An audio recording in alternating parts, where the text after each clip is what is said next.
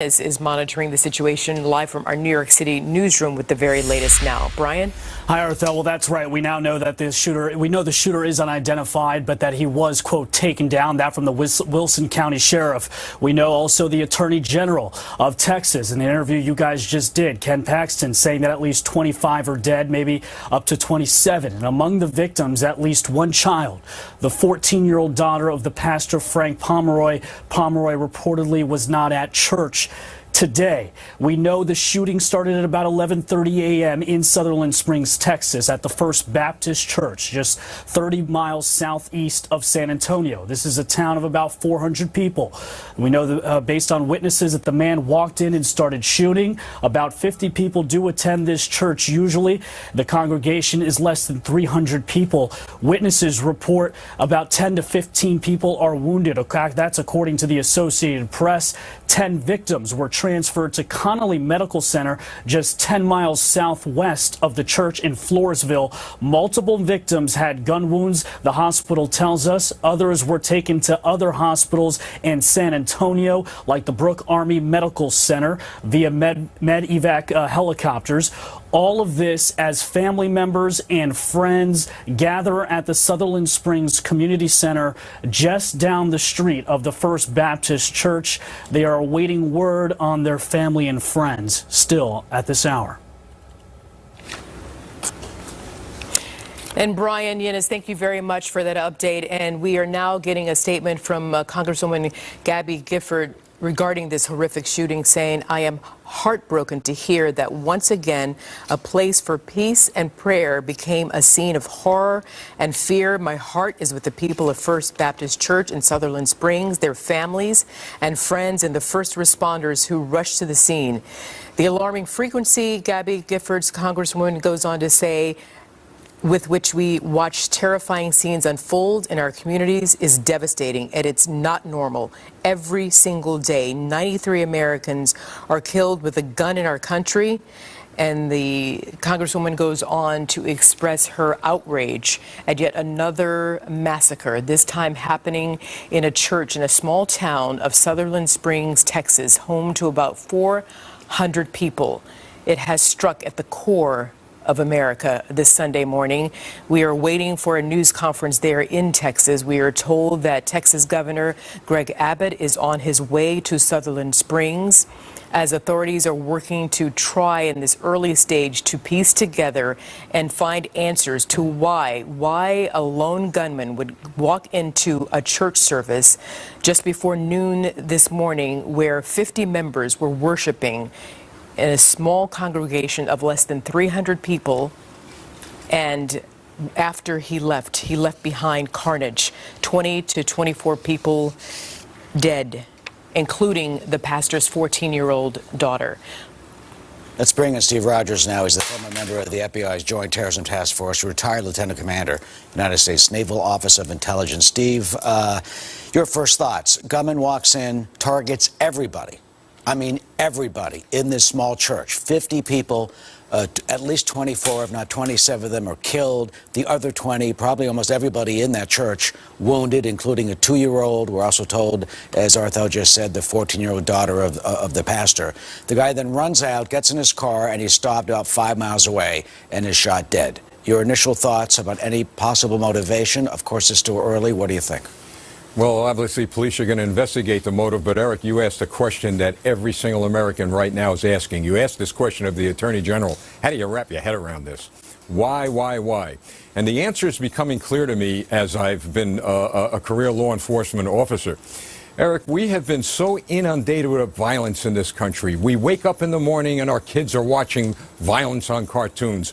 We look at reality shows and we see violence. We see our political people fighting with each other. I mean, it goes on and on and on. And so when we look at the question why is, we may be the reason why. We really have to come together as a nation. And we have to ask ourselves, where are we going with all of this? What are we going to do to solve the problem. And I believe it's going to take Hollywood to help us and I mean, to really help us with regard to a lot of the violence that they're putting out. It's going to be parents who are going to have to sit down with their children, spend more time with them. And it's going to have to be families noting that there may be a family member who is becoming so overwhelmed with the violence in this country where we're going to have to say, hey, look, we're going to have to take you to see someone. And going back to another point you brought up, you say something, you see something, say something. A lot of people are afraid to say something because they've been conditioned to believe if you say something, you're going to become part of a long, long court process. You're going to be involved in something you don't want to be involved in.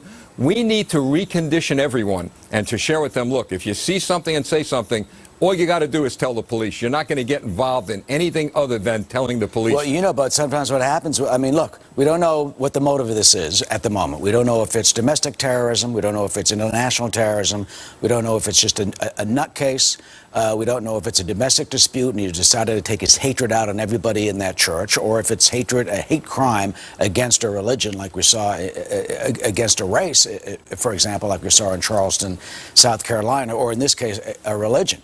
But I mean, what do? Sometimes people go to the police and you say, look, this guy's threatening, this guy's this, and they say there's nothing we can do, you know, unless, you know, actually does something.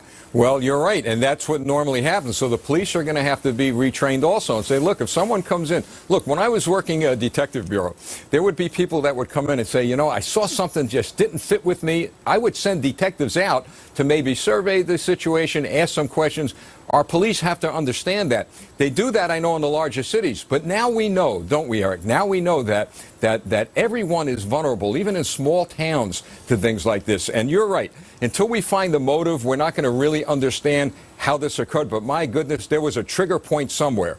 And that's something that the police are really going to have to dig in and find out where that trigger point was.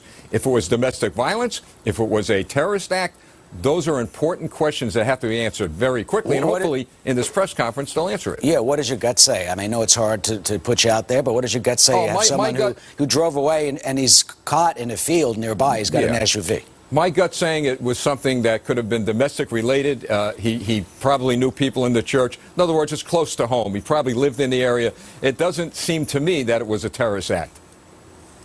All right, Steve, certainly the investigation is continuing. We will get an update from the news conference from the City Hall, expecting the Governor Greg Abbott, who is on his way there, as well as the local officials, the Wilson County Sheriff. For the details, Steve, stand by as we get more information. And we want to bring in now Ted Williams. He's a former D.C. police detective as well as a criminal defense attorney. And Ted, you've been with us here for the past few hours. Talk to me now. You've heard many comments, lots of analysis, many questions asked. Here we are 3+ hours in. What are you thinking right now? What are your thoughts? What are the questions that you have? Well, you know, I'm not willing to go far as to say it is not a terrorist act. Eric has mentioned on several occasions domestic and international terrorism. And this could very well be a domestic terrorist act of some sort. You know, Arthur, you remember, and Eric and our viewers remember the time where you could go to an airport and take your relative all the way up to the cockpit of a plane and see that relative off. And now we're living in a world, unfortunately, where everything is about security. And when we look at the church, and we've been talking about this, and there is this debate about having individuals in the church armed. You know, and I think in one instance that's good to be able to take a terrorist or shooter perhaps even out in a church. But also in a church, somebody armed could also hit innocent individuals. So there is a great debate that goes on into our land here. But one of the things that is not debatable, and that is the sad commentary of how human beings treat other human beings. And for a cowardice human being to go into a church and just shoot at random innocent people, we have to wonder, what is that saying about our humanity? And as you mentioned, that in this case, the shooter was taken out 5 miles away from the scene in Guadalupe County. We're not sure if he killed himself or if he was taken out by sheriff's deputies. But as we see on the left hand of our screen here, we're waiting for a press conference, and we will hopefully find the identity of this shooter at that point. We will find out if, in fact, that shooter is from the area of Southern Springs, Texas, or from outside. And based on that information that we could possibly learn shortly, what will that tell you, Ted Williams? Great deal. That'll tell us if, in fact, we're dealing with an international domestic terrorist, number one, or whether we're dealing with someone mentally impaired, or if we're dealing with somebody actually in that community. The fact that the vehicle was able to leave that church, and somebody had to have given law enforcement or something to show that they had knowledge of that vehicle, a description, should we say. That's very significant and important. And as you've said, and we certainly don't know, is as to whether this guy was killed by law enforcement or he, in a suicidal manner, took his own life. We know that out in Las Vegas, we had the individual who killed all of those folk out there, and he took his own life. So all of these things are question marks, and it's gonna also help to calm the nerves in that neighborhood where this is taking place, because they want to know as to whether it was one of their own or whether this was somebody outside. If it was somebody outside, all of America should be concerned. Ted Williams, you make an excellent point there. We still have to get the answers to those questions. If you would stand by for us, as you have been so patiently for the past few hours. All right, Ted, thanks so much. We're waiting for the news conference at the Stockdale City Hall there on the left, and we'll bring that to you, of course, as soon as it happens. Dan Bongino joins us. He's a former Secret Service agent, former NYPD officer, host of Renegade Republican. Dan, Steve Rogers' gut is that it's someone local. I mean, look, he walks in, he knows it's a small church, it's not a big target. In a big city, 50 people in there, he shoots almost each and every one, and he knows how to escape and drive out of town because he's caught in a field where either he's confronted by police or shoots himself. Could this be someone, and we haven't really raised this yet, who, I mean, churches and pastors deal with a lot of personal problems, whether it's drug, alcohol, divorces, and other issues. Someone who wanted to take this out in a very local manner.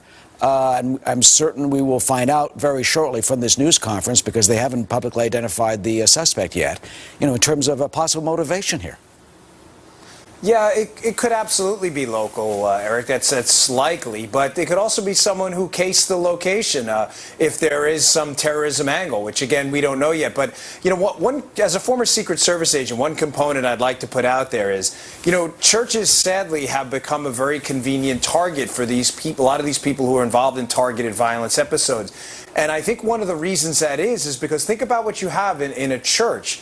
You know, you have logical ingress and egress where it's very difficult to get out of. Churches, you don't enter from the front of the church because that's where the priest and the ceremony goes on. You always enter from the back, so they're very difficult to escape from. So they contain almost the natural choke points where people are all going to leave from one specific spot. Also, you have a notable lack of cover or concealment. In other words, there's really nowhere to hide in a church, and that's why I'm never, when I see incidents like this, I'm not willing, and I don't think anyone else is either, to discount terrorism as an angle, because they are such, sadly, tragically convenient targets for really deranged people. I mean, when you talk about that, has there been this type of literature online, in other words, by ISIS and others, or just a radical sense to go in that that's a place to go target for the very reasons you just mentioned? Yeah, well, when you're a Secret Service agent, you really get paid to think like assassins and people who engage in targeted violence, terrorists. Matter of fact, the Secret Service did an exhaustive study on school violence, targeted school violence, and you see a lot of this casing that goes on. And whether they know they're doing it for that reason or not, they may not know the term, in other words, choke point or covering concealment. they understand that by looking at that's what a church presents you with. There's really nowhere to hide. There's only a couple of ways to go in. There's only a couple of ways to go out. They really make for very convenient targets. And sadly, we're not going to do much about the supply side issue with firearms, especially if this turns out to be some kind of terrorism act. So I think it's time for churches to start thinking about hardening up the locations. It's sad. It gives me, obviously no joy in saying that, but it's time for us to start thinking along those lines. Yeah, we've been talking about the Church Protection Act, which does just that. In Arkansas, for example, lets the church designate someone, an official, to have a concealed carry during the service, and it is just unbelievable. In some ways, we've come to that point. This attack, an affront, an offense to us, to God, and to humanity. Dan, thank you. We'll stay with us as we are continuing our coverage. Arthel?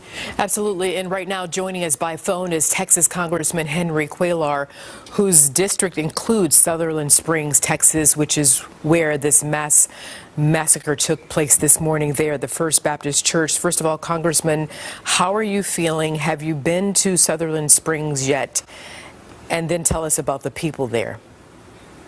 Well, first of all, I'm very familiar. I've represented Sutherland Springs for many years. It's a very small community, very tight-knit. I talked to the sheriff there. I've talked to some other folks there from the area, Joe Tackett, who's been the sheriff there for almost 20 years or so. And he told me, what he knew at that time, just about an hour after all this happened. And it's one of those small communities that it's very unfortunate that this happened. The church, I'm familiar with the church where this happened, very familiar with it. And again, it's very easy for somebody to just walk in and cause that type of damage itself. I was told that they think that this individual came in from Comal County, which is a county north of San Antonio, and then he went there to Wilson County, which is east of San Antonio.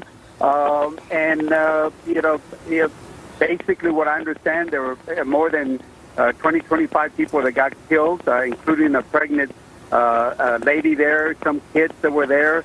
So that means the small, the kids from those school districts, Lavernia, Sutherland Springs, from all those cities are going to be affected. My office will be there first thing. I wanted to go there myself. It's about 3 hours away. But I think right now it's a law enforcement issue. My office that does visits every month. We visit that small community every month to provide services. We'll be there at 8 o'clock in the morning. And I think this is, very, very, very difficult time for that community. Indeed it is, Congressman Cuellar. I'm sorry, did you just tell me the name of the suspect, or? No. Oh, okay. No, I didn't. I was told that person probably came in from Comal County. Apparently, he might have been posting something for the last couple of days.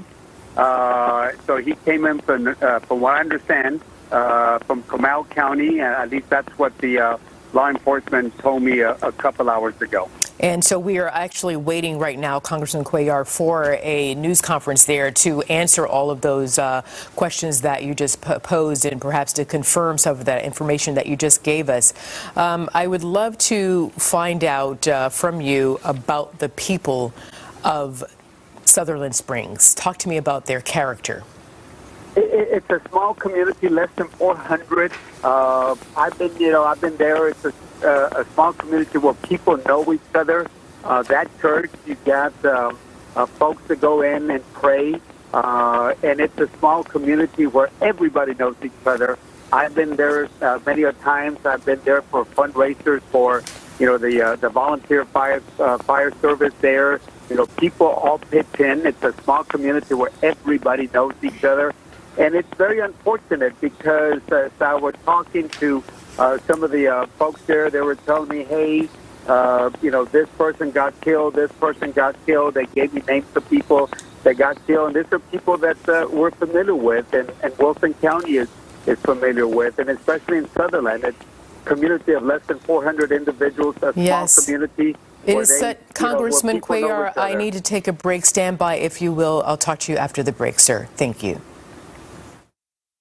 Did yours? Paxton now, as we continue to follow a horrible event that has unfolded in Texas this evening. It happened earlier today at a church in the small town of Sutherland Springs, Texas. That's about 30 miles southeast of San Antonio, where a gunman, we are told by witnesses on the scene, walked into the middle of the church service and opened fire. The sheriff there in Wilson County has confirmed at least 20 people have lost their lives and many others have been taken to the hospital and are fighting to survive at this hour. We are waiting for a presser, a news update, a briefing from officials on the scene. And as soon as they step to the podiums here, we will make sure to bring that to you live so you can get the latest information as we do as well. Let's go to the Attorney General in Texas, Ken Paxton. Thank you so much, sir, for taking a little bit of your time on this horrific day in your community, in your state, to spend time with us. What can you tell us? What are you learning? Well, first of all, this is horrific, and I was just recalling that we've been through this before. I think it was actually 8 years ago today, to verify that we had the Fort Hood shooting. So this is something we are unfortunately all too familiar with. As far as the details, I think that the focus, local law enforcement has been on taking care of those who have been killed and the deceased, and also the injured. And I think over the next couple hours we'll get more information, although I'm not sure we'll know immediately why all of this happened or had to happen. Do you know anything about the attacker? I don't know anything about the attacker at this point. I don't think the focus has been on the attacker. The focus has been on saving lives. But I think over the next couple of hours, hopefully we'll get something. But it would not shock me if it takes more than a day or two. It may take weeks to unravel why this person decided to do this horrific thing. For our viewers who may be just tuning in, we can confirm that the attacker is dead. There was a brief chase with law enforcement, and that person, the gunman, lost his life. Again, do not have an official identity of that man, and we don't know about the victims at this point, only that there are 20 people who have been killed, and we have learned at least one of the victims was a 14-year-old, the daughter of that church pastor. We're working to gather more information on that. Attorney General Paxton, where does the investigation go from here? We understand there is the FBI and the ATF who are assisting local law enforcement officials on the scene. Do you know why the federal investigators are part of this investigation?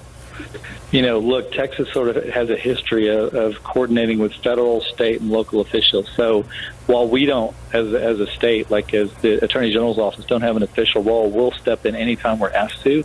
And a lot of times in smaller counties, you'll see this happen where they don't necessarily have the resources to deal with major crimes like this. And so you'll see federal and state officials asked to be a part of the investigation so that it can be done appropriately.